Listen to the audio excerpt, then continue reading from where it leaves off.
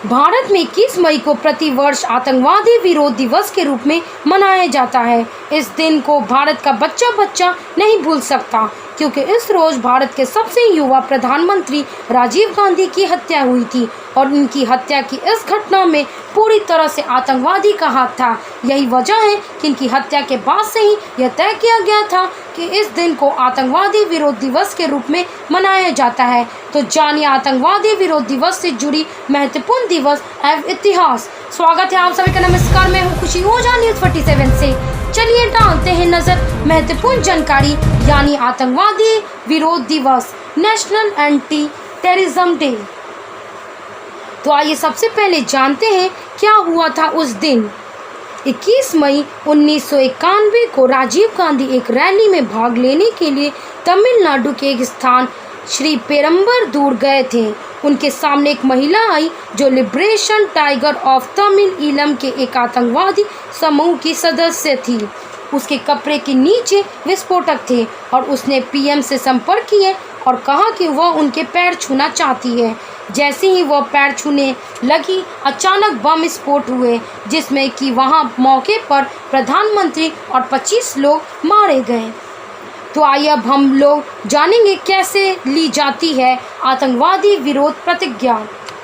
राष्ट्रीय आतंकवाद विरोध दिवस को मनाने की आधिकारिक घोषणा भारत के पूर्व प्रधानमंत्री वीपी सिंह द्वारा की गई। राजीव गांधी की हत्या के बाद से ही इस दिन को हर साल इस रूप में मनाया जा रहा है। इस दिन सभी सरकारी कार्यालय और सार्वजनिक स्थान में आतंकवादी विरोध प्रतिज्ञा ली जाती है। विद्यालयों में विशेष तौर पर बच्चों को इस विषय में जागरूकता की जाती है। अब हम लोग आतंकवादी विरोध दिवस के उद्देश्य के बारे में जानेंगे। इसे मनाने का मुख्य उद्देश्य है लोगों के बीच मानवता को जीवित रखना, लोगों को आतंकवादी समूह के बारे में समय समय पर जानकारी देना और उनके बीच जागरूकता बढ़ाना, युवाओं को सही दिशा बतलाना ताकि वे भूलकर भी किसी भी लालच में विभिन्न आतंकवादी समूह का हिस्सा ना बने। देश, समाज और व्यक्ति सभी को आतंकवाद की छाया तक ना पड़ने देने के उद्देश्य से इस दिन को मनाया जाता है। अब हम लोग आखिरी में जानेंगे किस तरह से मनाया जाता है आतंकवादी विरोध दिवस। आतंकवाद विरोध दिवस के दिन ही पूर्व प्रधानमंत्री राजीव गांधी की मृत्यु हुई थी, इसलिए इस रोज कई जगहों पर उन्हें श्रद्धांजलि अर्पित की जाती है। आतंकवाद और उसके दुष्प्रभाव को उजागर करने के लिए बड़े पैमाने पर शिक्षा कार्यक्रम आयोजित किए जा रहे हैं। इस दिन रैलियां निकालकर भी लोगों को जागरूकता की जाती है। कोरोना काल में सभी कार्यक्रम ऑनलाइन किए जा रहे हैं।